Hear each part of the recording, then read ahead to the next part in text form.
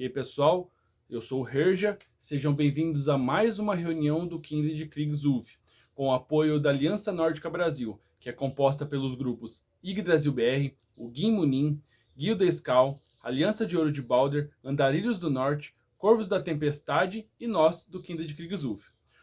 O tema da reunião de hoje é bem legal, são as principais vertentes do paganismo nórdico. São algumas das vertentes que a gente falou.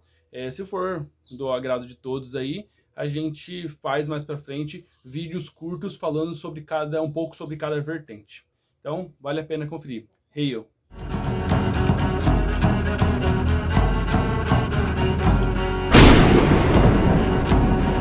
Kindred Kriegswolf.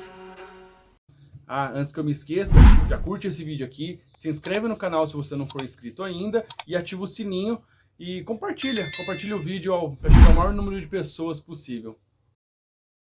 Então, o tema da reunião de hoje é as principais vertentes do paganismo nórdico. Eu falei principais vertentes, porque eu coloquei aqui as que eu lembrava, as vertentes que eu mais sei, assim, que eu sei a existência, não que eu saiba de todas as vertentes, até porque eu não sigo todas as vertentes, eu sigo o Fornicídio. E a vertente que a gente vai falar hoje é o seguinte, é o Fornicídio, o Azatru, o Vanatru, o Teodismo, o Odinismo, Turzatru, Rokatru, o Atanismo, Xamanismo nórdico, o Tribalismo e o Ikatru. Então, acredito que vai ser bem mais uma pincelada nessas vertentes, só para poder mostrar que existem outras vertentes dentro do paganismo germano-escandinavo. Temos aí o Johan, que ele vai falar bastante sobre o xamanismo. O Johan é do xamanismo do Corvo da Tempestade. Então, eu vou falar mais, eu consigo falar com mais propriedades, vai ser o Fornicídio. Só que o nosso Fornicídio, que nós aqui do seguimos, é um Fornicídio mais ligado ao tribalismo mesmo, né? Então é mais focado no tribalismo, mas é um Fornicídio. Então, além das vertentes, vai da gnose também. Por exemplo, nós do Kindred aqui e o pessoal o Leandro, da Aliança de Ouro de Balder, é Fornicídio. Porém, a vertente do Fornicídio que eles seguem é diferente da nossa. Eles fazem alguma coisa que a gente não faz, a gente faz algumas coisas que eles não fazem, porque dentro da vertente tem a gnose pessoal também, e isso é muito importante. Então, as vertentes não é querer rotular a forma que você segue, é só para você se encaixar ali, tipo, em grupos, para você estar mais dividir em grupos para você falar com pessoas da mesma gnose e tudo mais, ou também, igual a gente faz com todo mundo, mas é só uma nomenclatura para você saber mais ou menos o que você se encaixa. Se você for pesquisar, para aprender, para estudar mais sobre aquela vertente, você tem um nome para isso, né? Mas aí também, mesmo na vertente, vai a sua gnose também. Então, vamos começar a falar sobre o Fornicídio, que é o qual nós seguimos, que aí eu falo de uma forma mais aprofundada, mas também de forma rápida, para não ficar muito extenso. Mas, assim, o Fornicídio, o nome já diz, é antigos costumes. E a nossa ideia do Fornicídio, pelo menos nossa gnose, é realmente tentar resgatar a forma que era feita nos tempos antigos, no tempo pré-cristão. Então, o período pré-cristão ali, antes de surgir o cristianismo, tem aquelas formas de cultos que eram levadas, as formas de crença, como era feito mais ou menos os bloats, o motivo que era feito aqueles bloats, qual é o intuito. Claro, é bem difícil, porque mesmo assim, a gente ainda segue o Havamal, as Eddas, que são escritos pós-cristão. Porém, na parte da vivência da nossa vivência na fé, a gente tenta sempre buscar realmente como era nos tempos antigos, como era o costume antigo, né? E porque a gente foca mais no Fornicídio ligado ao tribalismo? Porque o tribalismo, ele é algo que remete muito à natureza, sabe? Aquele negócio de você, o animismo, assim. O Fornicida já tem aquele animismo, né? Que é a vertente do Fornicida, ela é considerada até pelo Instituto Sueco, eu não consigo lembrar o nome do instituto, se eu não me engano. Bom, enfim, depois eu falo para vocês, eu não lembro agora qual é esse instituto, mas é um instituto sueco, muito antigo, é um instituto que ele normaliza, se posso dizer, a crença germano-escandinava, e eles, dentro deles, lá, o que eles falam sobre Azatru, falam sobre Fornicida e algumas vertentes, eles consideram Fornicida como que segue uma instituição por o Fornicida humanitária, tipo, que é oposta totalmente ao racismo, que é oposta totalmente ao sexismo, oposta completamente contra a homofobia, enfim. Isso é o Instituto Sueco diz sobre o Fornicida. Então, realmente é o que nós acreditamos. E essa parte do animismo, que é a parte mais tribal, que é a qual a gente segue, é aquele negócio mais o contato com a natureza, o maior contato com a natureza que for possível, sabe? Aquele contato, aquela energia da natureza, aquele contato com a terra, aquele contato com todas as energias que formam a gente, sabe? Ainda temos nosso altar com imagens, para a gente sabe que os deuses realmente não são aquelas imagens, é uma imagem que achamos legal e colocamos lá para a gente poder conseguir mentalizar de forma melhor aquela energia, sabe? A gente materializa aquela energia. Porque a gente não é tão evoluído ao ponto de conseguir entrar em contato com essas energias sem algo visual. A gente não tem esse nível energético para ninguém tem, cara. Se tiver, é raríssimo, raríssimo. Para ter esse nível energético, para você não precisar do material, de algo visual ou som que seja, para você entrar em contato. Só você sentava lá, pronto, vou entrar em contato com a energia da Terra. E conseguiu. Imagina como que seria da hora. A gente não consegue. Então, a gente quer fazer um contato com a natureza, com aquela energia da fertilidade e tudo mais. O que a gente faz? A gente faz um rito à Freia. Por quê? Porque a gente materializa aquela energia para poder entrar em contato com ela. Então, é basicamente isso. O Fornicida, ele é uma vertente animista, e no nosso caso, o tribalismo, já que eu já falo sobre um pouco do tribalismo, não sei se vão falar mais para frente também sobre o tribalismo, mas acredito até que o Johan, quando ele falar do xamanismo, ele coloca tribalismo também. Mas a nossa parte, então, a nossa gnose aqui seria o Fornicida buscando o tribalismo, né? É basicamente isso. Próximo, alguém quer falar alguma coisa sobre Fornicida ou perguntar alguma coisa? Um de cada vez? Ninguém? Eu queria te fazer uma pergunta. Quando tu fala sobre a respeito sobre o uso, assim, da questão de imagens e tudo mais, tem algum período que passaram a utilizar essas imagens ou desde sempre utilizaram de alguma forma? Cara, é assim, se for contar a forma visual, é desde do período pré-cristão. Por quê? Porque desde o ponto que você tem as Rune Stones, ou achados que eles tinham amuletos, imagens e tudo mais, então já é muito antigo esse uso de imagens. É que o nosso uso de imagem aqui é diferente porque a gente tem como imprimir, a gente tem como desenhar, a gente tem como fazer coisas diferentes. Os caras tinham o quê? Os caras que eram foda, que conseguiam entalhar numa pedra, e os outros lá que conseguiam entalhar num tronco, faziam os seus totens, eu não sei se tem outro nome, mas os totens ali, dos deuses. Então, isso já era uma forma de você ter algo visual.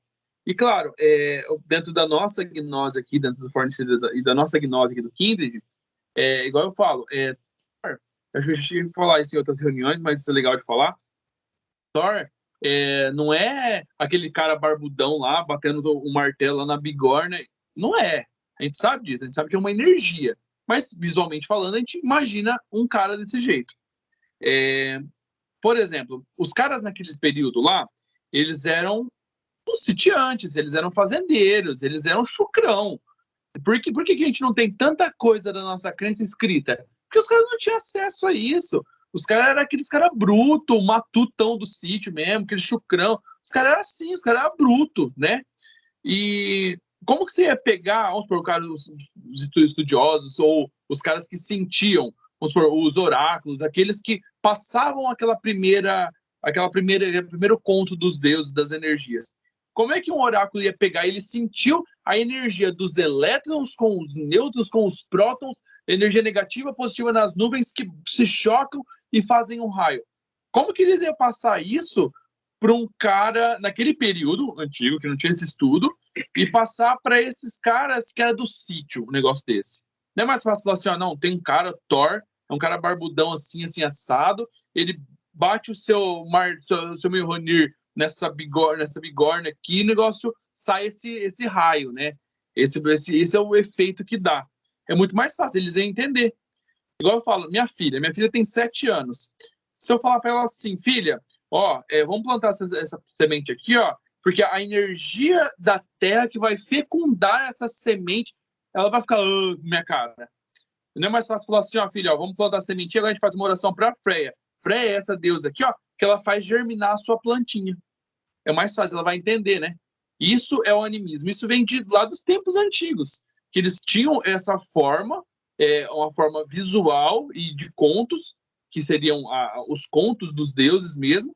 Eles criavam isso para ficar algo palpável, para pegar essas energias da natureza e fazer elas ficarem de modo palpável, para você falar assim, não, agora eu consigo entrar em contato, é mais fácil, eu tenho um direcional, eu tenho um alvo.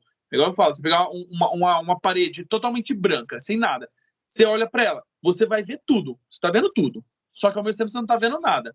Agora pega, faz uma caneta preta e faz um pontinho lá na parede branca. Automaticamente, na hora que você olhar, o seu olhar vai direto para aquele pontinho, não vai mais ficar perdido, porque você tem um direcional. E esse é o ser humano. Então, a imagem dos deuses nada mais são do que um direcional para você conseguir se conectar a essa energia. Acho que é isso. Caramba, essa tua última explicação me fez até abrir a mente, assim, sobre essa questão de direcional. Eu nunca tive essa percepção. Muito obrigado por isso mesmo.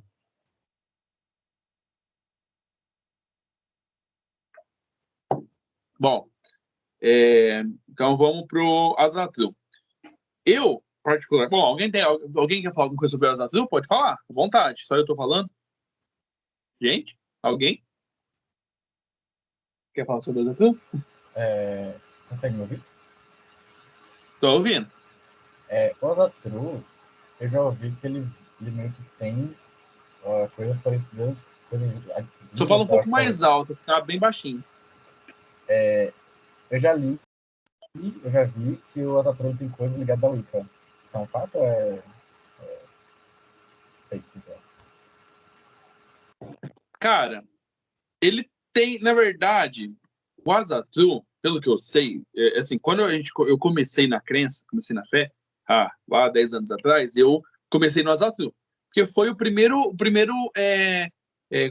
contato que eu tive com a crença, né? Eu seguia uma vertente druídica antes, e aí depois, a partir daí, eu ainda não me completava, eu acabei conhecendo o Azatru. Eu queria estudar mais sobre a crença e tudo mais. Pelo que eu sei do Azatru, sim, ele pode ser considerado que tenha uma parte Wicca, sim, porém, não muito. Por quê? Para você ter uma ideia, se o Azatru já fosse algo totalmente ligado ao Wicca, não existiria o Wiccatru, que também existe. Existe o Wiccatru. Ele sim é vertente Wicca, vertente, enfim. Agora, o Azatru, ele pode ter alguma gnose misturada ali com o Wicca, deve ter muita coisa misturada. Mas o Azatru, ele se criou no século XIX, se eu não me engano. Deixa eu ver que eu anotei aqui. No século... É isso mesmo, século XIX. Então, o Azatru, ele começou no século XIX na Islândia. Então, é algo que veio depois, bem depois mesmo. Por quê? Porque primeiro que ele já é algo, foi recriado, e ele veio da Islândia, né? Já não é o germano escandinavo ali, né? Já é depois, porque a Islândia ela foi colonizada pela Noruega ali, né? enfim. Então, é realmente mais novo. Então, eles têm, acho que uma federação lá, islandesa, do Azatru e tudo mais. Eles são bem fechados mesmo, bem fechados, porque eu lembro que lá atrás, antes de eu pensar em montar a Kindred, eu cheguei a entrar em contato com eles de lá, por e-mail e tal, na época, porque eu queria mais materiais dos caras, para estudar, coisas assim, né? E eles falaram que eles agradeceram, me desejaram sorte, só que eles não poderiam passar nada, porque eles só passam as coisas de lá para quem tem seguro social islandês. Ou seja, você não precisa ser islandês, mas você tem que morar na Islândia. Se você morar, a gente mudou daqui para a Islândia, você vai tirar seu seguro social lá. Tem o seguro social que você está morando lá, aí eles te passam as coisas. Do contrário, eles não passam. São bem fechados nesse ponto. Então, realmente, o pouco que eu sei sobre o Azatru é isso. O significado de Azatru. As é deuses e Tru é crença, é fé. Então, é fé nos deuses, né? Isso é o significado em islandês. Então, Azatru, são os deuses e Tru, fé.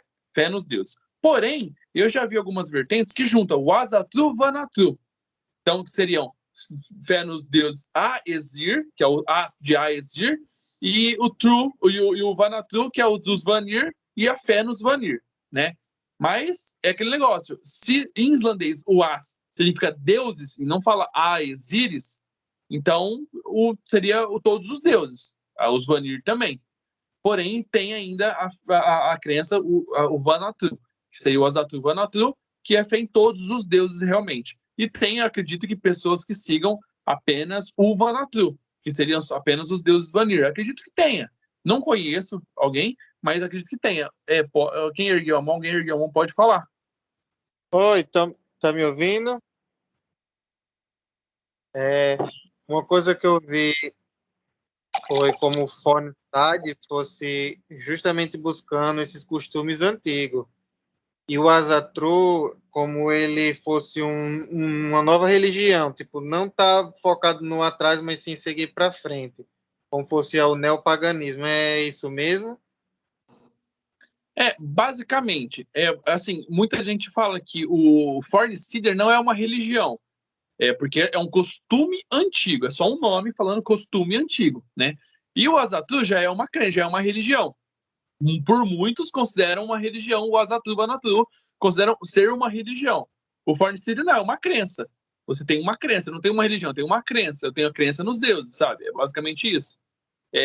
Eu tenho muita coisa que o Azatru, ele busca os tempos antigos, sim, a parte rúnica, se eu não me engano, mas eles focam bastante no modernismo, né, se eu posso dizer. Eles trazem muito mais para os nossos tempos atuais, algumas coisas. É o que eu falei, por exemplo, a grande diferença entre o Azatru por Forncidar com o conceito de sacrifício, por exemplo. O conceito de sacrifício do Azatru é um conceito, não me julguem, não estou falando mal, tá? Falando que é minha opinião, eu acredito que o conceito do Azatru sobre sacrifício é um pouco misturado com o cristianismo. Por que eu falo disso? Isso é opinião minha, tá?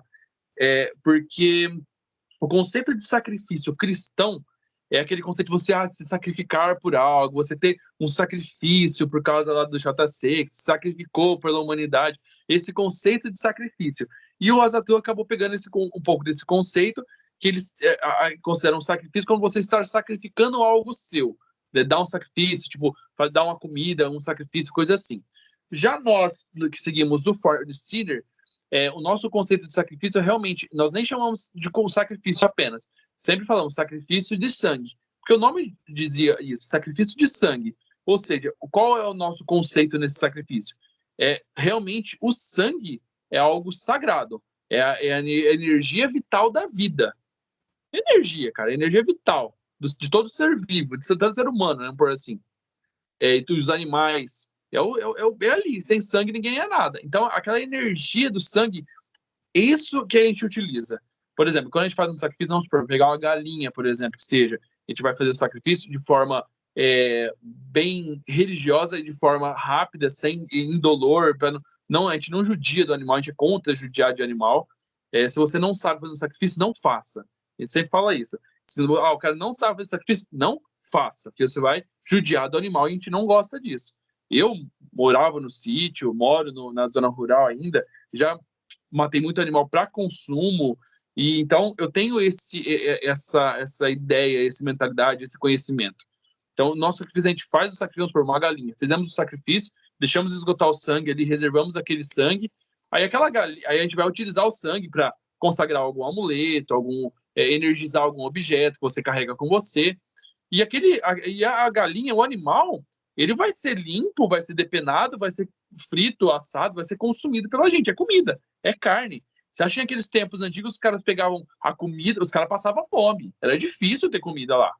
Vamos lá, não é... O cara não tava com fome, ligava para o iFood, não tinha isso, né? Era fome. Os caras pegavam o animal, sacrificavam para os deuses e deixavam aquele animal apodrecendo lá, o cara passando fome, os caras comiam. Pode falar?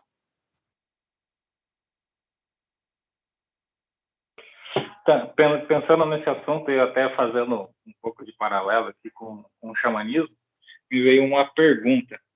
Para o Fornsider, por exemplo, como é feito na Dinamarca até hoje, que se separa uma parte da colheita para queimar essa colheita para o deus Freyr, ou Freyr, né? Para vocês também é considerado um sacrifício ou conta mais o sacrifício de sangue mesmo? Não, aí a gente não considera sacrifício, né? Não a gente não considera ser sacrifício, isso. A gente considera, tipo, dar um agrado, assim, igual a gente fala, a gente bebe com os deuses, a gente come com os deuses. É diferente de você sacrificar, utilizar do sacrifício para isso. Por exemplo, se eu pegar, beber uma cerveja, eu vou beber uma cerveja, eu vou lá no meu altar ali, eu dou um gole, jogo um gole no altar ali, dou outro gole. Para mim, eu estou bebendo, é um ato simbólico, mas eu estou bebendo com os deuses. Quando você pegar, vamos supor, vou pegar você falou, na colheita, reservar aquela parte da colheita para fazer isso para os deuses, eu não vejo isso como um sacrifício. Eu vendo você vai consumir aquilo ali, porque você plantou, você vai consumir. Os deuses também. Então, é aquele comum acordo, ele está banqueteando com a gente. Ó, essa parte aqui é nossa, essa parte aqui é tua, é tipo um pagamento, sabe? Ó, você me ajudou. Agora, então não considera um sacrifício, se considera realmente você compartilhar com os deuses, porque você está compartilhando, você não está dando, você está compartilhando. Então, o sacrifício não é de sangue, é isso.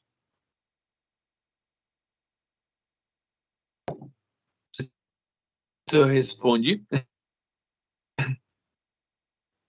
É isso aí mesmo. Mais alguém?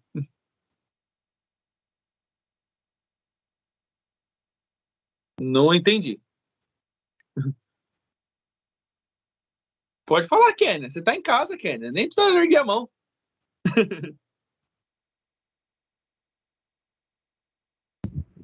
Deixa eu ver. Pronto, tá certo.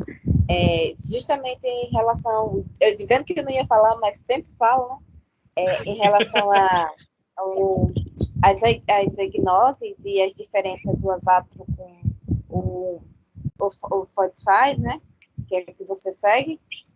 Em relação ao sangue, porque eu vejo que também tem a ver também com a cultura do local e do hábito de convívio. A gente sabe que o sangue é uma coisa sagrada para muitas religiões, e a gente sabe que tem muita religião que proíbe o consumo como alimento. Já outras religiões acham que isso é um hábito normal. E também de região para região tem o consumo de pratos preparados com sangue. Eu queria saber que se na gnose de vocês é normal o sangue também ser consumido como alimento. Sim. Eu acho assim, isso já eu posso falar agora uma gnose, a gente nunca falou sobre isso aqui, para ser sincero. Nunca gerou essa conversa aqui. Já comemos chouriço aqui já, mas nunca falamos sobre isso, sabe, dentro de gnose e tal. Mas eu posso falar sobre a minha gnose pessoal. Eu acho assim, o sangue, quando você faz um sacrifício, é diferente. Eu poderia muito bem comprar um saco de sangue, um galãozinho de sangue de algum matadouro e fazer. Não, também não, sabe? É diferente, é tudo aquela energia, é o ato ali de você fazer aquilo, né? Por que eu tô falando isso? Por exemplo, os nossos frangos, nossas galinhas que a gente sacrifica aqui, elas são criadas aqui dentro do espaço do Kindred. Lá de pintinho e tal, cresceu, galinha, a gente sacrifica, é isso. Então ela cresce na energia aqui do Kindred. Tem todo aquele ritual, aquele ato disso, né? E você também fazer o sacrifício é um ato de você sacrificar, você fazer o sacrifício, utilizar o sangue ali quente, a hora que enfim, é um ato. Por que eu falei isso? Porque a partir do momento que já não é um sacrifício de um ritual, eu posso, por exemplo, eu já vou direto no sítio do meu sogro, um tempo atrás, a gente foi lá para matar um porco que ele estava criando para a gente poder coisar a carne para a gente. Eu matei o porco, eu sacrifiquei aquele porco. Mas foi um sacrifício pela crença? Não. Foi só um abate de um animal para consumo, né? E se eu fizer um chouriço daquele porco lá, é uma comida. Eu estou utilizando daquele porco que foi abatido para consumo. É um consumo também. Se você quiser comer o sangue, você vai comer o sangue. Eu não vejo assim, não vejo como algo que possa ou não possa fazer. É gosto. É uma comida. É uma comida, só isso. Para o sangue, se ele não foi sacrificado, não ritual, é só uma comida. Não passa de uma comida. Essa é a minha gnose, tá? Isso me faz até lembrar algumas coisas, porque, por exemplo, a minha avó, ela é católica e quando eu me lembro que quando criança ela sacrificava algumas galinhas assim, mas ela sempre dizia que tinha que consumir tudo como uma forma de respeito àquele animal como está servindo um tipo de alimento. Então ela coalhava o sangue, fazia cozido, fazia umas coisas lá. Eu não comia porque eu tinha nojo, né, do sangue em si. Mas comia A tudo, gnose o dela, legal. coração, o fígado da galinha, de tudo. E até, assim, hoje mais, ela não sacrifica mais as galinhas, não mata, mas já compra de abatedouro, né? Mas, assim, ela sempre dizia que era uma forma de respeitar aquele animal que ela sacrificou para alimento. Então Legal. acabava que ela fazia isso. E as pessoas até criticavam, mas você não é católica? Fica aqui, eu tô comendo. Eu não posso comer, não, porque eu sou católico. Então, assim, eu acho que vai muito disso também. Eu acho que ou você vai comer por só se alimentar, ou como também uma forma de ritual também. Eu acho que vai depender da concepção de cada pessoa que está fazendo isso. Exatamente. Esse negócio que você falou, você não é católico, mas você consome. Quem não assistiu, assista o vídeo lá, tá no canal. O vídeo chama Não Seja um Pagão Idiota. Isso é legal. Fala bastante sobre isso. Nossa, só porque eu sou pagão, eu vou matar cristão. Não. Só porque eu sou pagão, eu não vou. Cara, tem uma festa aqui na cidade vizinha, a qual eu morava, chama Festa de São Pedro, é feito na praça. Cara, na praça central da Igreja Matriz lá, né? Cara, puta de uma festa da hora, eu vou todo ano. Eu vou mesmo, comida boa, vou lá comer, é gostoso. Pegar as barracas de pastel, vou comer. Nossa, só porque eu sou pagão, é uma festa cristã, eu não posso ir. Vai se fuder. Desculpa o YouTube. Mas é isso, cara. Eu acho que. Bom, enfim. Acho que o negócio da tua avó é bem legal. O Douglas, né? Isso. É bem legal porque é a gnose dela. Quer queira, quer não, é a gnose dela. Seja ela de uma crença ou dela particular, é uma gnose. É a forma que ela leva isso. Por exemplo, eu sei que eu sei que existe porque minha avó é assim. Minha avó é católica. Porém, ela acredita. Minha mãe é espírita. Minha avó acredita em reencarnação. O espiritismo acredita e o catolicismo não. É a gnose dela. Quem vai falar que tá errado? É a gnose dela. Sabe, não interessa se ela é uma católica que acredita em reencarnação. Não interessa, é a gnose. Gnose é gnose, sabe? Achei basicamente isso. É bem legal. Próximo. É mesmo aquela coisa em mas... relação às crenças, o que a gente chama literalmente de folclore, né? A minha avó acredita. A minha avó foi criada e ela sempre acreditou no folclore brasileiro. Ela disse que desde pequena ela sempre escutou a história da família, da avó dela, e foi passando em geração. E ela também pensa em relação a isso, que quando você mata um animal, você tem que aproveitar ele completo, porque é uma desonra você deixar o resto de um animal descartar de qualquer jeito. E também tem uma parte que é da vertente já evangélica, que se você consumir o sangue, você está consumindo a vida de outro ser, então você está pecando. É literalmente que também já é outro tipo de gnose, mas que tem um pouco também de cada um.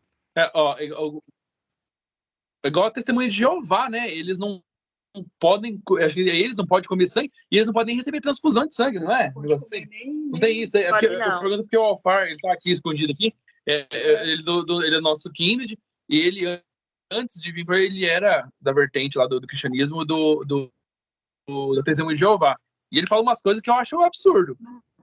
Pode comer chouriço se tem sangue. Não pode. Mas não pode fazer transfusão de sangue também, não é? Não pode fazer transfusão de sangue. O cara tá lá morrendo, não pode receber uma transfusão de sangue. Pode Quer dizer, a crença mata. Que crença boa que mata. É porque, literalmente, eles têm um pensamento que se você faz a transfusão de sangue, você está pegando o pecado da outra pessoa e trazendo a impureza do outro para você. É estranho, mas também eu escutei sobre isso, meu pai. Aí, por isso eles não fazem transfusão de sangue. A menstruação da mulher é considerada ela contaminada. Então, a mulher é separada. É tanto que eles fazem Eu não sabia dessa. Caramba. É tanto que as mulheres, elas não... Quando elas estão nesse período, elas não ficam no mesmo canto. Elas não podem. Até estranho. Essa eu não sabia. Eu aprendi mais. É desse nível. Eu sei porque eu vi o tempo quando eu era criança. Isso é quando eu era criança, quando eu ainda morava em Roraima. A minha mãe era e meu pai era. E ela não frequentava os cultos nesses períodos. Caramba. Olha pesado. Tem as coisas. Tem também em relação eu não gosto desse negócio de criança proibir, não. Vestimenta. Tem muita coisa. É bem complexo, realmente, essa crença. Cara, assim, eu não sou muito fã de crença que te proíba de algo, não. Eu acho que se você, por exemplo, eu sempre falo, se você não faz algo errado porque a tua crença te proíbe, então você não deveria, foda-se a crença. Você é uma má pessoa. Porque, eu só não mato o cara ali porque senão eu vou me ferrar não sei onde. Quer dizer, então você é uma má pessoa. Você é uma má pessoa. Você precisa de uma religião que te proíba de algo para você ser uma boa pessoa. Então você, meu amigo, tem uma notícia. Você é uma péssima pessoa. Sabe? Eu acho que não tem que ter. A crença ela tem que deixar você livre. Mostrar o seu eu de verdade. Se você fizer ou não algo de ruim, é porque você quer fazer. Se você fizer algo bom, é porque você quer fazer. Não é porque a crença te obriga a isso. É porque você é uma boa pessoa. Então você quer fazer isso, sabe? É isso. A crença não tem que te proibir e nem te mandar fazer nada. A crença ela tem que fazer você te dar o que recebe. É isso. Você se dá à natureza e recebe da natureza. É isso. É um agrado, é um comum acordo. É você se conectar com as energias primordiais, assim, né? Isso é a crença. Você tem que se conectar a algo divino, algo maior. Não ser obrigado a fazer algo. Sabe? É meio fora do negócio, do contexto energético de uma crença. Mas isso não é reunião. Vamos voltar pro tema. Próximo. Aí eu falei o Vanatru. Teodismo. Eu vou ver minha anotação porque eu não sei muito sobre teodismo. Porque, pelo que eu vi sobre o teodismo,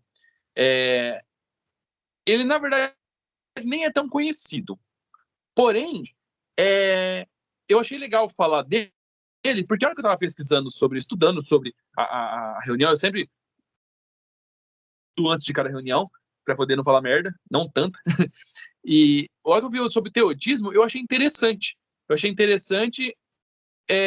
falar a pincelada, porque eu acho que lá na frente eu vou falar sobre xamanismo, vai voltar no teodismo. Mas, enfim. O teodismo, ele é dito como uma crença tribal, certo? Porém, é uma variante da norte-americana, né? Da parte norte-americana. E do neopaganismo xamânico. Aí, meu amigo, entra num negócio, num contexto que eu estava estudando. Lógico, isso é só uma parte, uma coisa que eu vou falar que eu acho que pode ser quando eu vi isso. Quando fala norte-americana, tal, dos índios lá, eu lembro bastante do povo Sami, que é lá no extremo norte da Noruega, lá da Escandinávia. Extremo norte da Escandinávia. E se for, não precisa ir muito longe. Bom, precisa ir muito longe, mas vamos lá. Os caras, eles são tribais mesmo. O povo Sami é um povo bem tribal mesmo. É um povo bem xamânico. Tanto é que depois o Johan, que for falar sobre xamanismo, me corrija se eu estiver errado. Eu vi sobre o povo Sami que, na verdade, o xamanismo ele partiu do povo Sami. Por quê? Porque o povo Sami vem o Chame, né? O xamanismo vem de Chame, que lá do povo Sami, lá que também era chamado. Eu não sei muito ao certo, mas realmente é algo. O xamanismo em si ele partiu lá. Seguiam esse xamanismo, começou lá no extremo norte. É o mesmo caminho ali, a mesma local ali do povo. Eu não sei quanto tempo isso vem. Você sabe, tipo, eu não sei, tipo, vai saber se esse não tem um contato, uma linha energética legal. Vem desse extremo norte aí. Então, o teodismo, eu vou procurar saber mais. Depois, qualquer coisa, a gente faz até vídeos curtos falando sobre cada crença, cada vertente, perdão. Acho bem legal. Depois faço alguns vídeos curtos falando sobre, que eu acho bem, bem interessante. Mas vamos partir para o próximo, que depois acho que a hora que a gente chegar no xamanismo, a gente volta nele.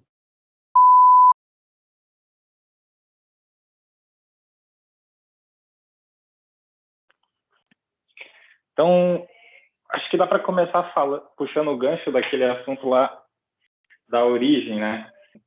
Na verdade, ela é siberiana, ali dos indígenas da Sibéria, que até englobam uma parte do que é considerado o povo Sami. E aí, o que significa em si o xamanismo é o ato de você chegar ao êxtase, né? De você encontrar uma forma de você passar para transcender, né? Atingir um estado de consciência alterado para fazer aí qualquer tipo de trabalho, um trabalho de cura, um trabalho de previsão, um trabalho de fertilização, pode ser para reprodução de animais, de pessoas, ou então fertilização do solo mesmo. Então, a busca do xamanismo é você chegar nesse estado de consciência alterada.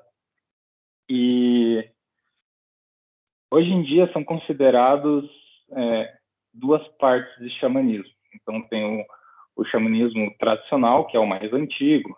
Então, daqueles xamãs que passavam 7, 9, 12 dias em cima de uma montanha, só tomando água da chuva, para o corpo deles chegar no extremo mesmo, para você conseguir acessar esse estado de consciência alterada. Ou então aquele xamã que faz a tenda do suor, que é muito quente, o cara desidrata. Então, essas linhas de xamanismo mais antigas, o pessoal costuma dizer que é o xamanismo que você atinge o seu objetivo através da dor, do sofrimento, né? Tem muita coisa ligada ao próprio...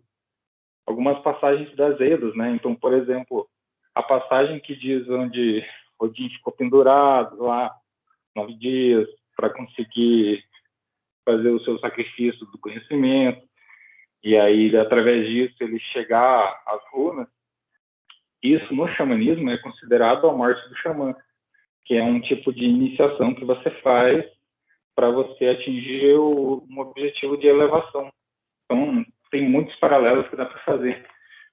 E o xamanismo nórdico, ele é consideravelmente novo, né? Ele já faz parte dessa onda do neo-xamanismo.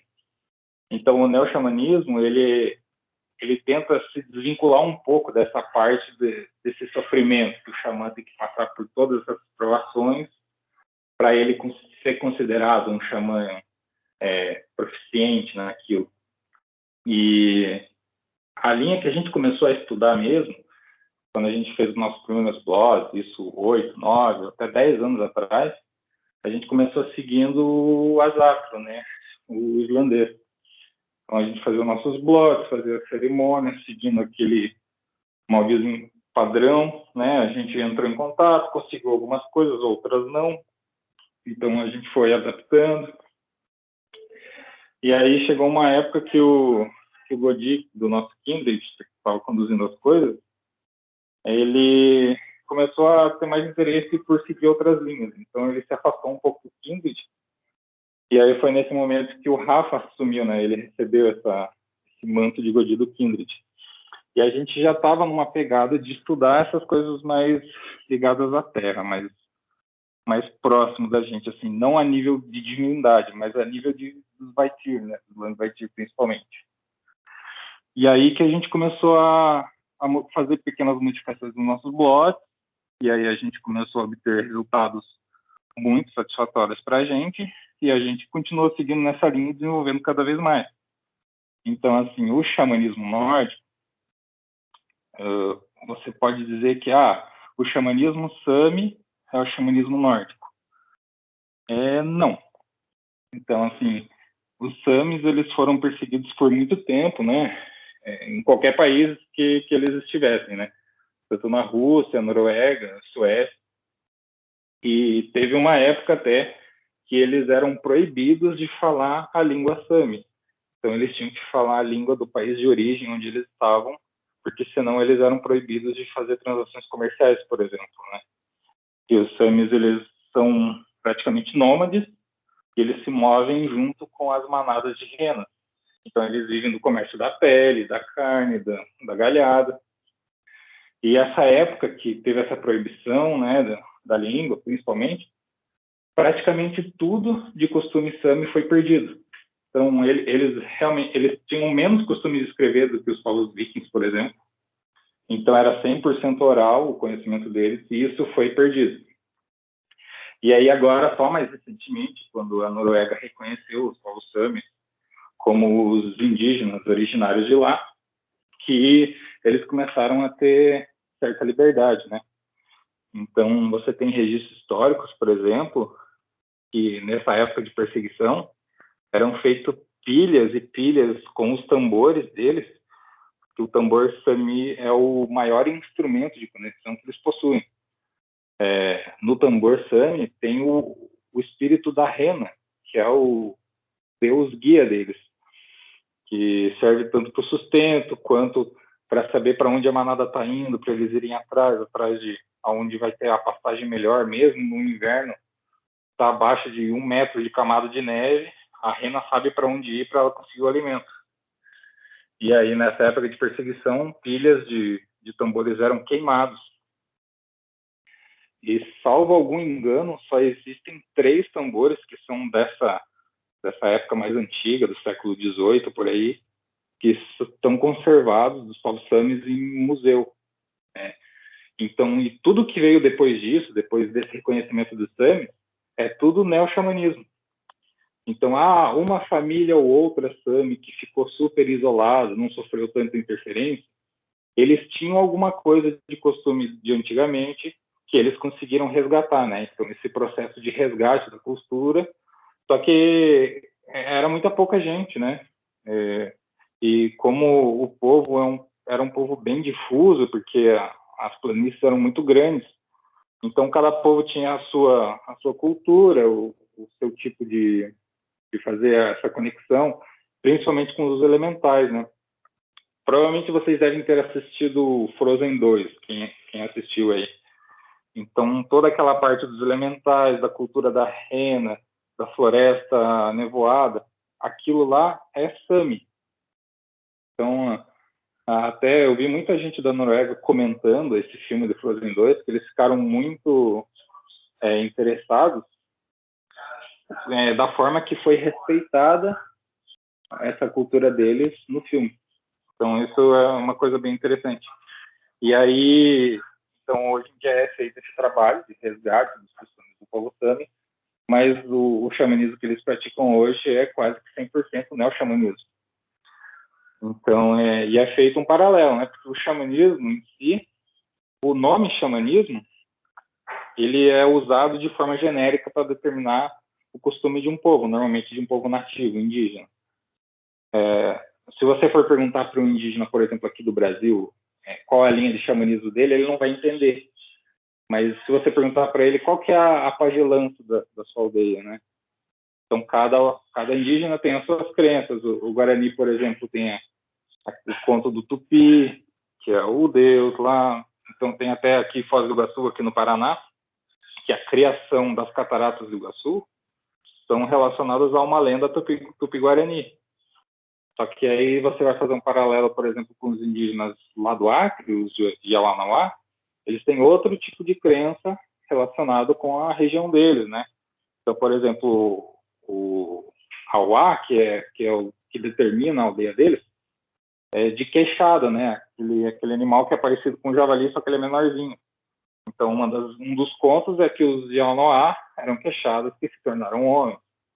Então, esse é o xamanismo deles, diferente do xamanismo aqui dos Guarani, diferente do xamanismo norte-americano, que o povo norte-americano tem uma outra crença, dependendo se é o norte-americano, por exemplo, o Powwow, que é aquele povo que faz as danças, ou então os Navarro. E essa é a beleza que eu acho do xamanismo, que ele não é um negócio fixo. A única coisa fixa do xamanismo é que você é filho da terra, dependente da sua crença, você é filho da terra, e você precisa respeitar ela para que ela te respeite também. E eu acho isso incrível, porque aí você tem essa liberdade de encaixar o xamanismo em qualquer crença que você queira. E foi o que a gente fez com a parte nórdica. Então, a gente tem essa crença do xamanismo extremamente animista, né, do espírito de todas as coisas, do homem de todas as coisas. E a gente usou como guia o panteão nórdico e começou a incorporar as práticas, as crenças, as visões do xamanismo nisso. A gente usa de base muita coisa Sami também, né? Porque mesmo que seja um neo-xamanismo deles, está ali na região, né? Teve convívio com os povos nórdicos. Eles têm muita base de alguns deuses também. E a gente usou isso para fazer essa construção do xamanismo nórdico. E aí, por exemplo, para chegar nesse estado alterado de consciência para fazer os trabalhos. Então, dentro do xamanismo, você tem diversas formas de fazer isso. Tem gente que consegue se conectar com a batida do tambor, tem gente que consegue, numa meditação normal, a pessoa já faz uma conexão. Tem gente que é extremamente bloqueada, não consegue de jeito nenhum. Aí você tem as medicinas da floresta, que fazem você ter essa proximidade, né? Então, a medicina da floresta, ela é considerada uma tecnologia, né? Se você for traduzir as palavras como os indígenas explicam. Então, a força daquele espírito, você consegue acessar ela para fazer o que você quer fazer, o seu intuito, você consegue acessar ela de forma independente. Mas, para isso, você precisa de uma prática, de uma dedicação, você precisa de uma vida voltada a isso, como se fosse um sacerdócio, né? E aí essas medicinas da floresta, elas foram entregues para os indígenas, do grande espírito, né? A gente diz grande espírito porque daí cada um põe dentro da sua gnose e daí dá o nome correto para aquilo. Mas então o grande espírito entrega as medicinas para o indígena e fala, isso aqui é uma tecnologia. Quando você tiver com dificuldade de acessar a mim, o grande espírito, você pode usar essa tecnologia que é a medicina e você vai conseguir fazer essa conexão. Então, mais uma vez, usando o exemplo dos Yawanawá, que é o povo que eu mais tenho contato aqui. Por exemplo, a ayahuasca veio deles. E aí, para o Yawanawá, a ayahuasca é um antepassado dele. Então, foi o primeiro homem da aldeia que morreu, e quando ele foi enterrado, ele deu origem a essas duas plantas, que se faz a mistura correta, e dá origem ao chá da ayahuasca. Então, para eles, o chá da ayahuasca contém o espírito do antepassado. Por isso que você vê, às vezes, as pessoas utilizando ayahuasca em rave, por exemplo, como se fosse um entorpecente.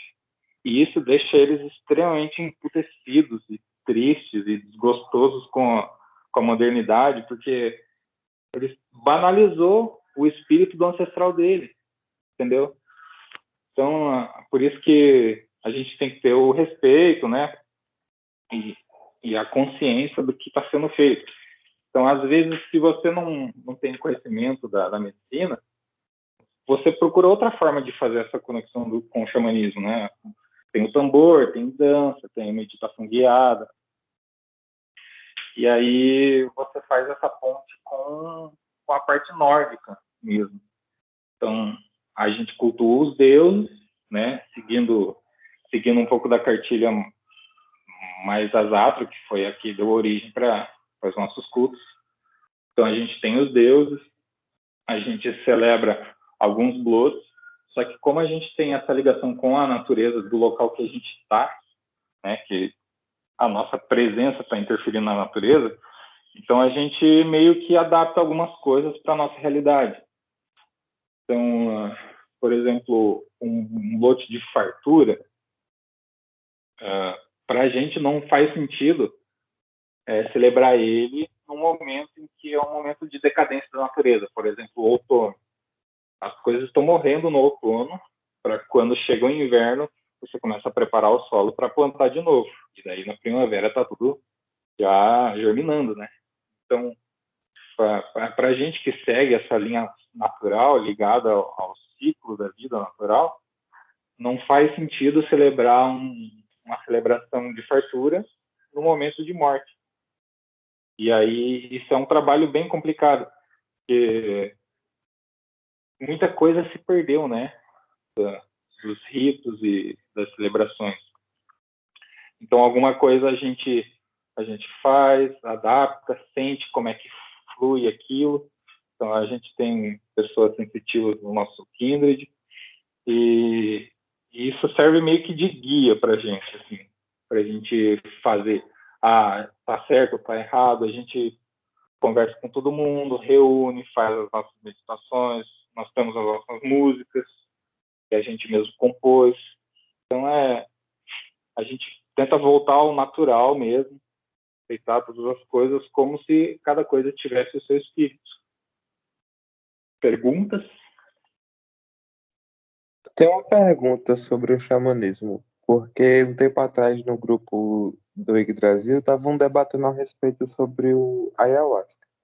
Aí eu me questiono, todo mundo que faz parte do xamanismo, eles consagram o ayahuasca ou não necessariamente? Não. Então, por existir essa grande variedade de linhas de xamanismo, cada povo tem a sua medicina, né? Então, se a gente for fazer um paralelo, por exemplo, os nórdicos, se você for considerar o que a gente tem de registro histórico e das sagas e tudo mais, a gente pode considerar que a medicina deles era a amanita, por exemplo, né? Que os berserkers usavam ela, faziam um ritual específico para irem para a batalha. Entendi. Por exemplo, Eu lembro de um filme que eu assisti um tempo atrás, é um filme russo, se eu não me engano, sobre vikings. Não lembro o nome do filme. Eu lembro que tem uma cena de batalhas na qual eles tomam um chá, alguma coisa assim, e mostra o efeito desse chá, como eles enxergavam aquela guerra e tudo mais. E eu fiquei me questionando de que era feito esse chá, porque eles utilizavam nessa época. provavelmente era o de amanita mesmo. Se você for traçar um paralelo, né, o pessoal do México, eles usam o peyote, que é um cacto específico dele. E aí o povo aqui do Acre, eles Peru, toda aquela região ali, eles fazem o chá da ayahuasca, que é a planta que só tem ali para eles. Então, cada povo tem a sua planta de poder de conexão, né? Então, tem um povo na Europa, eu não lembro o nome deles, mas, por exemplo, eles utilizam a maconha, que agora eu esqueci o nome da planta, mas eles utilizam a maconha de forma ritualística e não e não da forma recreativa, né, que ela é usada como droga. Então, e até por isso que quem pratica o xamanismo se refere às plantas como medicina. E o intuito delas é sempre visando ou a cura ou a conexão com o divino, né? Nunca de forma recreativa. Entendi. Tem até um nome, né, que utilizam para as plantas, que se não me engano, alguma coisa assim com enteogênios, alguma coisa assim. Enteógeno. Isso. O que acontece? O enteógeno, você pode vir a ter alguma visão, só que é de olho fechado. Diferente do alucinógeno, que o alucinógeno, você mesmo de olho aberto, você continua tendo percepções alteradas da realidade, né? O enteógeno não, o enteógeno é só dentro da sua cabeça mesmo. Entendi, bacana. Obrigado pelas respostas. Se alguém tiver alguma pergunta também desse paralelo, né, que a gente faz, trazendo o panteão nórdico para o xamanismo, pode perguntar também. Lembrei de uma coisa agora que a gente discutiu muito tempo atrás, e que o Herge até falou ali da relação do Fernsider com o animismo. Então, para a gente do xamanismo, os deuses também não seriam encarados como uma manifestação de pessoa, né, de persona, mas sim uma manifestação natural da coisa. Então, por exemplo, Thor não é Thor que causa o trovão, ou o raio, mas o trovão e o raio são a manifestação do poder de Thor, sem ele precisar ter uma presença carnal, né? Então, a mesma coisa para Freyr ou Freya, que é para a fertilidade ali da terra. Não é que o Deus vai lá e vai em cima da semente, a semente vai germinar. Mas a energia dele está ali na terra, nutrindo aquela semente para ela nascer forte. Ou então a relação de Njord com os mares, é a mesma coisa. Não é o Deus Njord que está lá manipulando o mar para a gente. Não. É a energia dele que está presente ali, trazendo essa manifestação de forma natural, de forma elementar. E a gente tem uma conexão muito profunda, muito forte com o Landvatir. Então, em qualquer lugar que a gente vai, a gente consegue sentir a presença. Ou então, em alguns blogs, principalmente quando a gente recebe convidado no nosso Kindred, né, a pessoa participa dos blogs, e algumas pessoas ficam até abismadas com a quantidade de presença que aparece nos nossos blogs. Mas é porque, como a gente já tem essa conexão com o espírito da natureza, o espírito do bosque, que está ali sempre junto, principalmente no mesmo bosque que a gente sempre faz as coisas, e é muito fácil das pessoas verem essa manifestação, né, do espírito. Então, quando a gente está tocando tambor, os morcegos ficam voando por cima da gente, ou quando a gente termina a nossa celebração, que a gente vai fazer o banquete e dividir com os deuses, os animais vêm participar juntos, vêm os sagui, os macaquinhos, a gente divide com eles as coisas, o que a gente consegue deixar na natureza, fruta, pão, essas coisas, a gente deixa tudo no bosque lá, para eles aproveitarem depois. E essa conexão é bem perceptível, assim, é bem legal, deixa a gente bem motivado, sempre sentir essa presença. Entendi. É até uma coisa que eu, assim, talvez não tenha nada a ver, mas é só uma comparação.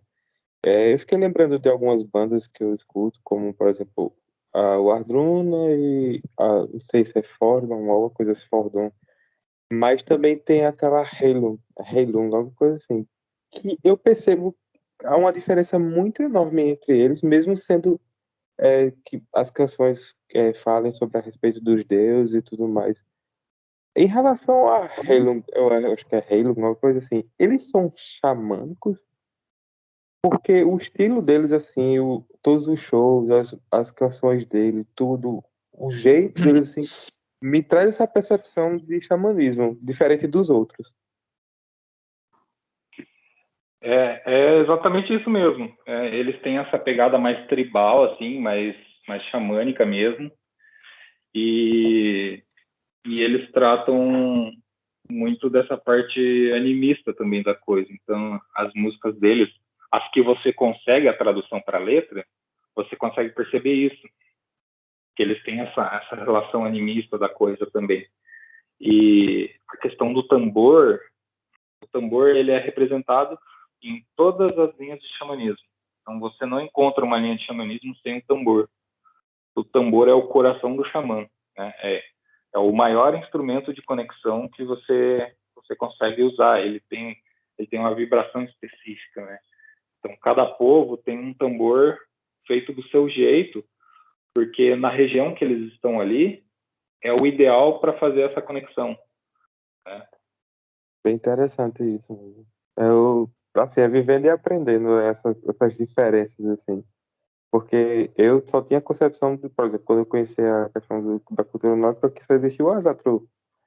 Mas quando eu comecei a participar aqui das reuniões, mesmo quando os dias que eu não participei, sobre o Forncida e agora o xamanismo nórdico também, e eu vi essa distinção de várias coisas, mas sempre com aquela coisa, sempre cultuando os mesmos deuses, mas com formas diferentes, né, no caso. Eu acho muito que as gnoses, elas na verdade, as vertentes, elas são formadas a partir da gnose de alguém. As vertentes nada mais são do que gnoses que foram criadas de alguma pessoa que estava fazendo daquela forma. Por exemplo, os caras da fé antiga ou os caras do reconstrucionismo, por o caso, cara, eu tenho mais contato, exemplo, eu tenho mais contato com os gigantes, com os Jotuns. Beleza, então os caras naturalmente é mais contato com os Jotuns. Aí os caras fizeram um nome para isso, que seria o Rokatru. Então, é basicamente isso. Basicamente, as vertentes, elas vêm de gnoses. Por isso que eu sempre falo, veio uma vertente que você mais se encaixa, mas não, vou estudar sobre ela, não, realmente eu me encaixo mais nisso. Só que a partir daquilo, você forma a sua gnose. Você não pode levar aquilo ali como ferro e fogo também. Não, então, no Rokatru é só assim que funciona. Não, Rokatru é assim. Só que você também pode fazer uma outra forma. Isso é a sua gnose. Você pode fazer uma outra forma também, misturar um com o outro. É sua gnose. Você forma a sua gnose, a sua forma de levar os pulos, né? Cuidado para não levar as vertentes ao pé da letra. Não, eu tenho que fazer dessa forma porque todo mundo da vertente faz isso. Não é assim também que funciona. Mais alguém? Entendi, bacana. Mas vamos lá. Então a gente falou sobre Fornsider, o Asatru, Vanatru, teodismo, o odinismo. Falamos sobre o tribalismo, né, que eu falei junto com o Fornsider, e o xamanismo. E também o Johan falou muita coisa que ele falou do tribalismo também. Então vamos para o Rokatru. Vamos de baixo para cima ali. O Rokatru. O Rokatru, eu também não sei muito sobre ele. Se tiver alguém aí que sabe mais sobre o Rokatru, por favor, diga. Mas assim, eu fiz as minhas pesquisas aqui também. O Rokatru, basicamente, ele é algo que é mais ligado aos gigantes, aos Jotuns mesmo. Eu não sei se ele é de forma mais abrangente, mas eu acho que tem o Ficta Online aí. Ele vai falar mais sobre o Turzatru, que também, pelo que eu vi também, são os Jotuns, porém ligado mais ao primordial, né? O Gnungagap e tudo mais. Quando começou os Jotuns mesmo, começou aquela parte mais escura do negócio. Então, o pouco que eu sei sobre o Rokatru, se eu não me engano, posso estar enganado, mas se eu não me engano, eu acho que tem um vídeo da Helga, lá do Guild Skal, que eu entrevistando uma menina que segue o Rokatru. Depois eu vou ver com ela e eu coloco aí o link no YouTube também para vocês verem essa entrevista do Rokatru. Vai falar bem mais a fundo. Porque o Rokatru é algo que eu realmente nunca pesquisei sobre. Não é algo que me atraiu, sabe? Então eu realmente não sei muito o que falar. Mas o Rokatru lá, eu vou colocar o nome também certinho, como escreve o Rokatru, que é com 2K e tudo mais. Mas eu achei bem interessante. Eu vou dar a palavra agora, ver se o Ulfric está aí, para poder falar um pouco sobre o Turzatru, que é uma vertente que ele seguia até pouco tempo, e foi bem a fundo, então ele vai conseguir falar mais sobre isso. Ulfric, você está aí? Só para dar uma pincelada por cima do Turzatru, só para não passar muito em branco. Então, um resumo não foge muito do que você disse. Vamos lá, o Turzatru é uma crença relativamente moderna, se assim podemos dizer, ela é bem moderna. Eu estou me baseando aqui pelo livro do Eckhart, que foi quando possivelmente foi utilizado pela primeira vez o termo Turzatru, por volta aí de 2010, então é uma linhagem bem nova, até onde eu conheço. E o Turzatru é baseado na crença religiosa pré-cristã nórdica e na mitologia e prática de feitiçaria. Porém, eles não cultuam aí os deuses cósmicos, né? E toda a parte cósmica. Mas para que vocês entendam isso, a gente precisa entender a questão cosmológica dentro do Turzatru. A questão cosmológica deles está baseada no seguinte, que todo o conceito ali de universo, mas um pouco além, onde a gente vive, existe a parte cósmica e a parte acósmica. A parte acósmica é o que seria intitulado como caos, o que seria intitulado como o caos primordial. E o que seria esse caos primordial? É o local onde tudo já existia, porém ali não existe limitação. Ali não tem nenhum tipo de limitação, nem mesmo pela matéria. Então, a parte cósmica, fazendo uma analogia, se torna toda parte que existe, toda existência que tenha aí uma limitação. E até mesmo a limitação da própria matéria. Então, eles não aí cultuam os deuses cósmicos, como os Aesir, os Vanir, os Alfar, os Dizir, os Vedir.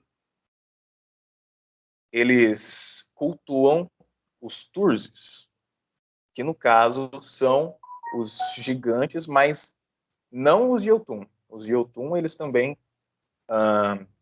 não cultuam. E essa seria uma das principais diferenças entre o Turzatru e o Rokatru. O Rokatru, ele já tem esse leque um pouco maior de crença, onde você poderia crer, por exemplo, você poderia cultuar o Jotun, você pode cultuar aí o Turzar, mas no Turzatru fica muito intrínseco ali, muito fechado aos Turzares. E os Turzares, quem seriam os Turzares, no caso? Seriam os seres que vivem na parte acósmica do universo, certo? Então, como eles vivem na parte acósmica do universo, eles têm aí poderes imensuráveis, eles teriam a capacidade de evolução não limitada, cujo qual os outros deuses já não têm, ou não teriam, de acordo com essa gnose do Turzatru. E para eles, na parte cósmica, estão dois reinos, Muspelheimer e Niflheimer. Então, todos os seres que vivem em Muspelheimer e Niflheimer seriam considerados Turzes e seriam aí dignos, entre aspas, de culto, né? Que é um culto muito ligado também às forças primevas, eu poderia dizer da natureza, mas não da natureza cósmica, da parte acósmica. Né? Não é algo, por exemplo, material. É uma coisa muito mais metafísica, muito mais nesse sentido. E é uma linhagem que surgiu aí também. Deixa eu só buscar aqui nas minhas anotações aqui. Bom, é basicamente isso. Eu tinha um trecho aqui interessante que eu tinha separado, mas eu acabei perdendo. Mas é basicamente essa questão do Turzatru e o conceito que difere ele do Rokatru seria essa limitação a só ao culto aos seres Turzares, a questão ali em Niflheim e Muspelheimer, e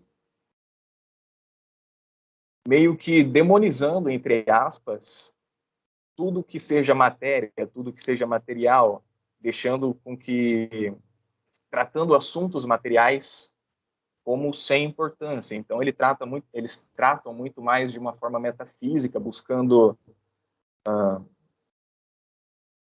o livramento da própria matéria, buscando com que você se liberte das correntes da matéria, entre aspas, para que você retorne ao seu estado primordial, que seria o estado acósmico.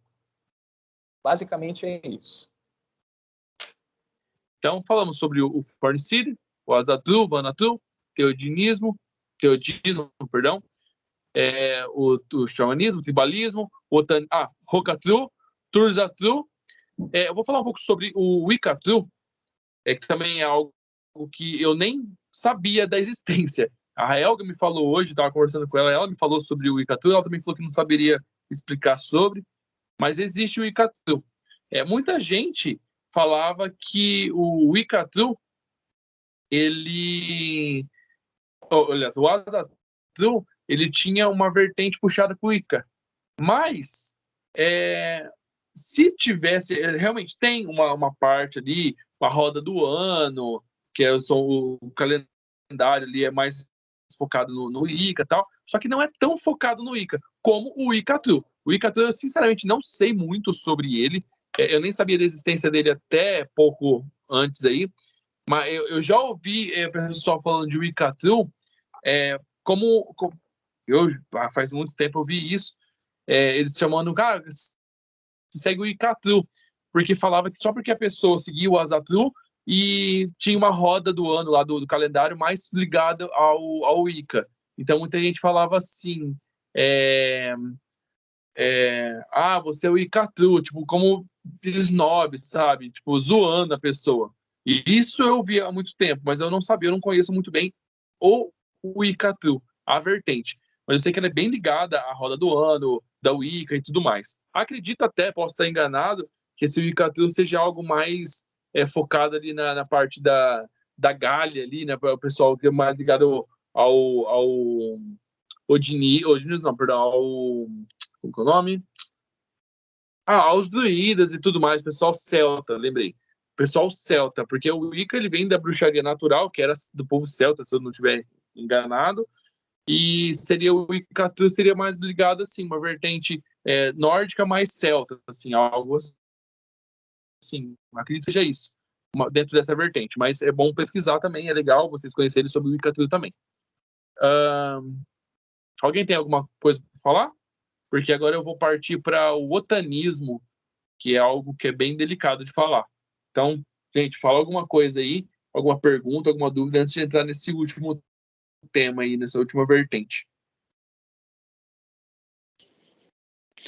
Opa, aproveitando aí, eu estava vendo, de acordo com aquele site do Helfrin, que o odinismo ele está mais associado à época do nazismo, a questão do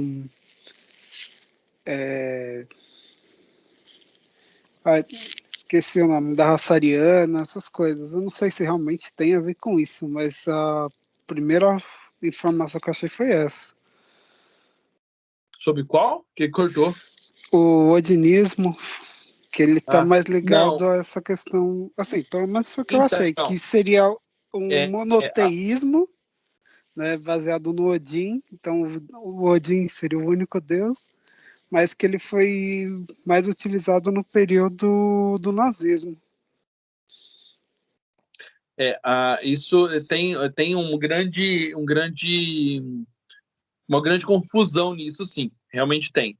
Eu sei que tem disso porque aquele rapaz que eu conheci lá que seguia ou segue ainda o odinismo, ele falou que a gente sofre muito preconceito porque as pessoas acham que realmente é supremacista e tudo mais. Por que disso? Justamente por causa do otanismo. Então, é odinismo e o otanismo. Também ambos são Odin ligado ali, só que o nome muda, porque realmente o otanismo é um supremacista. Por isso que eu falei que eu vou deixar ele por último, porque ele é bem delicado. Mas o otanismo, ele é o supremacista, é o que foi na época do nazismo e tudo mais. Então, o odinismo não. O odinismo realmente é uma vertente diferente. Se tem algum supremacista no odinismo? Claro que deve ter. Assim como deve ter no Fornicider, deve ter no Azatru, deve ter em todo lugar. Infelizmente, tem supremacista. Mas essa praga aí é igual um vírus, né? Não some. Mas não é que seja uma ideologia supremacista. O otanismo é a ideologia do otanismo, Entendeu? Respondi a sua dúvida? Opa, respondido sim. Legal. O otanismo. Pelo que eu vi aqui, o otanismo, na verdade, eu nem conhecia por esse nome, eu não entendia direito sobre ele. Quem me falou sobre ele hoje foi o Rafa, lá do IG Brasil BR. Aí eu comecei a pesquisar, e cada vez que eu pesquisava, eu ficava mais revoltado, né? O otanismo, ele também é conhecido como o Wotansvolk. Basicamente, os caras, eles são supremacistas. O foco deles é na supremacia, sabe? A supremacia branca é o foco deles, quer ver? Eles são nacionalistas, tipo aquela nacionalista branca do neopaganismo, fundada no início dos anos 90, por Ron McVan enfim, não tô nem aí pra esses caras. Eles cumpriam, olha só que interessante, eles cumpriam pena, ou seja, eles são ex-presidiários, sabe? Então, olha isso, os caras eram terroristas, terroristas revolucionários, os caras eram nacionalistas, supremacistas, e os caras estavam presos. Esses caras aí são os caras que fundaram uma vertente aí, que é o otanismo. Olha que cara legal que eles são. Não, gente boa os caras, né? Gente boaça os caras. Então, como é que alguém segue... Por isso que eu falei que eu fiquei revoltado. Como é que alguém segue uma vertente da crença que os caras são supremacistas? Já começa errado por aí. Os caras são supremacistas, os caras são nacionalistas, supremacistas, os caras estavam presos, velho. Os caras é terrorista. E esses caras aí é os caras que a gente vai seguindo. Não tem nem lógica um negócio desse. Então, gente, o otanismo, o que eu falaria do otanismo? Não sigam o otanismo. É isso, é a única coisa que você tem que falar. Não seja um pagão idiota. Quem falou alguma coisa aqui? O Johan, fala no áudio. Mas se identificar com supremacista é crime, né, cara? Já começa errado por aí. Mas exatamente. É bom que serve de filtro pra gente.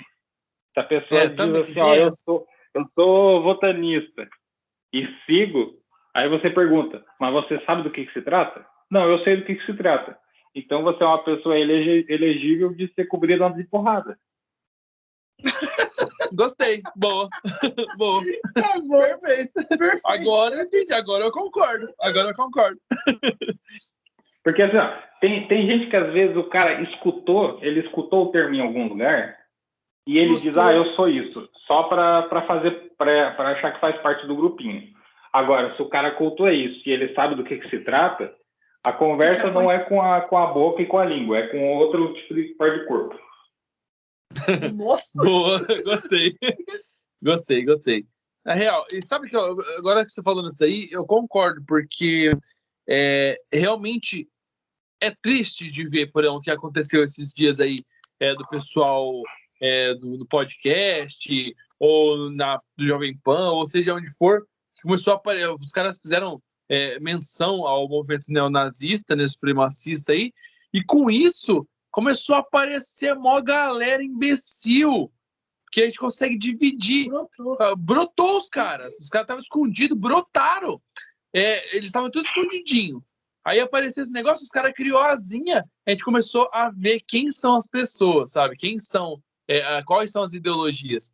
Tanto é que quando saiu isso daí, eu fiz um vídeo, tá aí no canal, eu fiz um vídeo falando sobre o movimento neonazista aí, que, tipo, cara, eu não me conformo que exista um negócio desse ainda. E postei em vários grupos, no Facebook e tudo mais. E, cara, a gente começou a aparecer as pessoas que odeiam, que são supremacistas.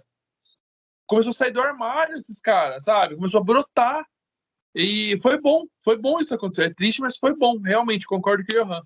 Então, quem quis se identificar com isso aí, segue o otanismo aí, que a gente vai conseguir saber quem é os ruins e quem é os bons. Isso. Cara, A gente vai ter um diálogo com o Taco. Né? Igual eu sempre falo, Johan, esse negócio de outra face, não. A face que eu não dou outra face, eu dou a face do Machado. Mexe comigo que eu não dou outra face. O negócio de dar outra face é de outra crença. A face que eu dou é do Machado.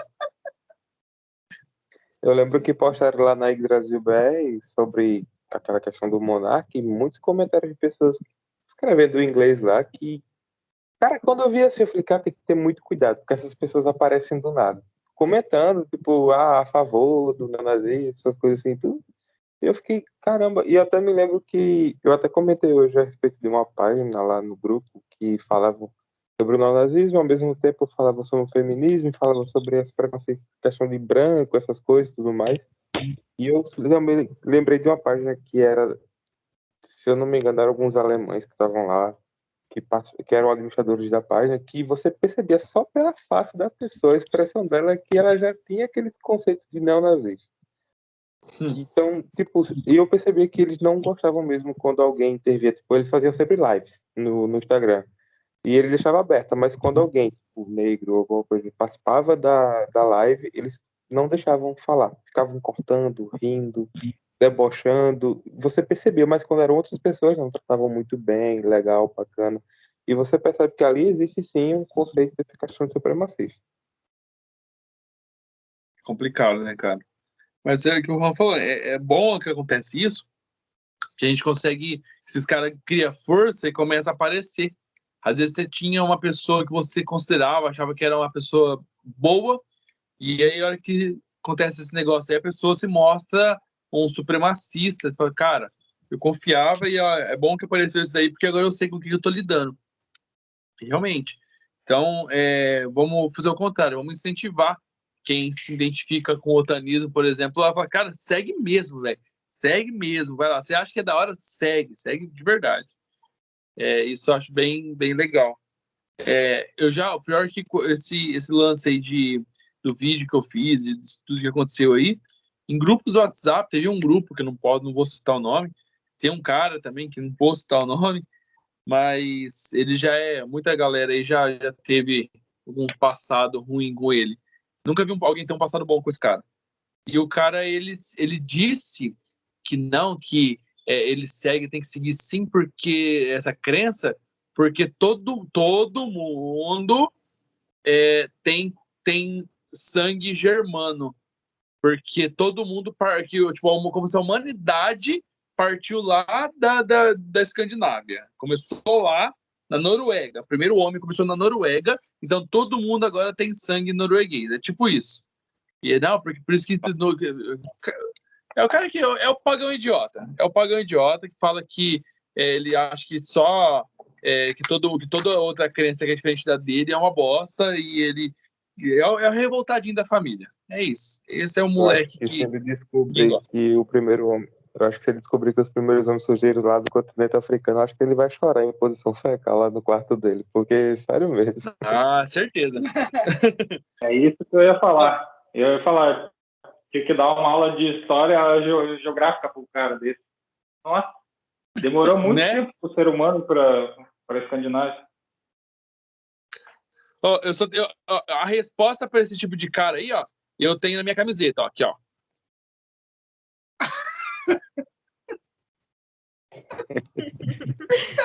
Botando foda-se, é isso. Essa é a minha resposta para esse povo. Botando foda-se ao nariz do Olha, eu cara, faço né? camiseta, tá, gente? Né? Ó, Cif Sports, ó, eu faço camiseta personalizada, tá? Só para fazer um merchan aí, que eu me patrocino. Mas, então é basicamente isso. É até bom que aparece esse povo aí pra gente conseguir separar. Mas o wotanismo é isso. É os caras que eles acham que só quem tem sangue escandinavo que pode seguir os deuses. Tem os caras que falam, não, ó, se você tem um descendente norueguês ou escandinavo, então você tem contato com os deuses. Senão você não tem. Esses são esses caras. É os caras que eles acham que Midgard não é tudo a Terra, planeta Terra. Midgard não é isso. Midgard para eles é a Noruega. Lá, Midgard é Noruega. Para eles é isso. Porque para eles Midgard é só lá. E o resto do mundo é o resto. Essa é a ideologia desses supremacistas. Então, por isso que eu sempre falo, fujam. Simplesmente fujam desse povo aí. Então é isso, gente. Alguém tem mais algo para dizer? Eu tenho. Só em relação que tipo, tudo que discrimina, tudo que faz uma separação de pessoas por cores, por crença ou por ideologia, saiam fora. Porque quando você fala que uma coisa é superior à outra, tá errado. Você não pode dizer que uma pessoa de uma cor é melhor que a outra. De nenhuma forma. E eu digo isso porque também tem um debate muito em relação ao racismo inverso. Só que não existe racismo inverso, existe racismo. Racismo é racismo, é racial, é de raça. É referente a uma classe de pessoas, não de determinada cor, não pode discriminar a outra. Isso é errado. Então, a gente fala muito em relação ao racismo, a gente sabe a causa, a gente sabe a luta, a gente sabe que realmente as pessoas que fazem isso são um FDP. É a palavra correta. Mas a gente está vendo agora que está tão inverso, está tão agora o contra, o racismo, que está se tornando uma coisa agora inversa. Nos Estados Unidos está tendo, sim, pessoas da cor negra que estão discriminando pessoas brancas. A gente sabe que tem no Brooklyn, não pode entrar gente branca. A gente sabe que tem isso. Isso é triste, porque antes da gente ter uma cor, antes de ter uma pele, a gente tem um corpo, a gente tem uma alma, a gente somos seres humanos. A gente não deveria determinar uma pessoa por uma cor, de nenhuma forma, de nenhum jeito. A gente por dentro é osso, a gente vai se decompor do mesmo jeito. Então, é errado você fazer uma separação, não importa do que seja. Você é errado quando você se separa. É a mesma coisa que eu acho. Tem muita gente que vai me criticar agora, mas tudo bem. Mas eu sou contra o feminismo. Eu sou contra. Não sou contra a base em si em relação. As mulheres têm que ser respeitadas, mas isso não é um conceito feminista, isso é um conceito moral humano. A mulher tem a sua preferência, a sua glória em si. A gente dá luz, a gente somos mães, a gente somos protetoras. Mas isso não determina o feminismo em si. Determina que somos mulheres. O feminismo, a história em si, é a supremacia feminina. É a mulher acima do homem. Ninguém deveria estar acima de ninguém, nem o homem acima da mulher, nem a mulher acima do homem. Então, isso é errado. E hoje em dia eu vejo muita guerra em relação a isso, e hoje eu vejo muita coisa errada, como eu vi o caso das mulheres que tinha uma criança e elas arrancaram o órgão genital do menino, só porque era homem. E elas já diziam que homem já nasce ruim. Aí eu fico pensando, eu tenho um filho menino, e eu educo, eu dou amor, ensino o que é correto, ensino que ele não pode bater em mulher, ensino que ele tem que respeitar o próximo. Então, quer dizer que meu filho, desde o meu ventre, nasceu para ser ruim? Qual é a lógica? Então, tudo que é exagerismo, tudo que é extremismo, é ruim. Então, fujam dessas ideologias que propagam o mal contra outro ser, o mal contra outra pessoa. E se isso é ruim, porque no momento que tira o direito de outra pessoa, você está fazendo uma maldade, você está sendo cruel. E na maioria das crenças, o que eu vi o quê? As pessoas têm que ter suas vertentes. Eu acho maravilhoso em relação... aprendi muito hoje sobre as diferenças. Aprendi o que a gente não deve seguir de forma alguma. Mas a gente aprendeu também que, por mais que tenha muitas pessoas diferentes, há o respeito.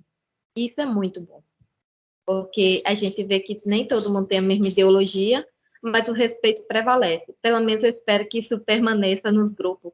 Embora que eu vi alguns grupos que teve algumas treta, algumas discussão, principalmente sempre tem, mas é a que gente o Juan deveria... falou, é bom que tem, né? Que vai eliminando, né? Hoje teve um no Yggdrasil, que foi expulso. Teve porque foi uma mistura Ridículo. danada. Foi horrível. Nossa, porque foi uma discussão que não teve necessidade e também foi uma mistura de gnoses. Pegaram tudo, botaram numa panela e disseram, agora se vocês quiserem comer, coma. Senão, é triste, é triste. Porque é uma pessoa que não estudou, foi uma pessoa que não queria nem saber da opinião dos outros, só pegou a sua opinião, a sua gnose, como chega a verdade absoluta. E queria o seu eu absoluto e queria enfiar na garganta dos outros à força. É triste, é triste. É lamentável. Mas bora encerrar que já está muito comprido. Isso aí, mais alguém, gente? Considerações finais? Johan? Guarda o machado e fala. O meu machado está aposentado já. Mas da minha parte é isso. Cara, mais alguém tem alguma coisa para falar? Para fazer as considerações aí? Ninguém? Não? Bom, então é isso, gente. Eu acho que dentro do possível a gente falou um pouco sobre cada uma das vertentes mais conhecidas aí. Se tiver outras vertentes, de tanto ou nas redes ou aqui no YouTube, aqui nos comentários do YouTube, falem sobre, tem a vertente tal. A gente vai procurar saber sobre. Se o pessoal gostar bastante desse vídeo aqui, o pessoal quiser, ou nos grupos, ou no YouTube que seja, pedir algo a mais, a gente pode ver a possibilidade de um projeto aí de falar vídeos curtos, falando mais a fundo sobre cada religião. Coisa a gente faz que seja a gente fazer entrevistas, alguém que segue o Rokatru, entrevista com alguém que segue o Vanatru, alguém que segue o xamanismo, alguém que segue o Forcida, o Ikatru. E é isso, eu queria agradecer a presença do Johan, hoje, que é do xamanismo Corvos da Tempestade, que é legal pra caramba, ele faz parte da Aliança Nórdica também, porque como ele segue o xamanismo, chamamos ele para isso. E agradecer a todos também que participaram, que falaram, o pessoal às vezes que não falou por vergonha, alguma coisa assim, que só escutou, e o pessoal que está assistindo até agora, agradecer por mais essa reunião. Foi uma reunião aí que deu quase 2 horas aqui. Claro que eu vou estar editando para poder tirar um pouco, deixar 1h30 mais ou menos aí. Mas é isso, gente. Obrigado a todo mundo. E mais uma vez foi melhor do que a anterior, porque foi legal. É um tema que foi bem difícil. Infelizmente não tivemos a presença do Rafa e do Eduardo, que estão sempre aí. Mas na próxima a gente está aí. Obrigado, gente. Até mais. É isso aí. Falou.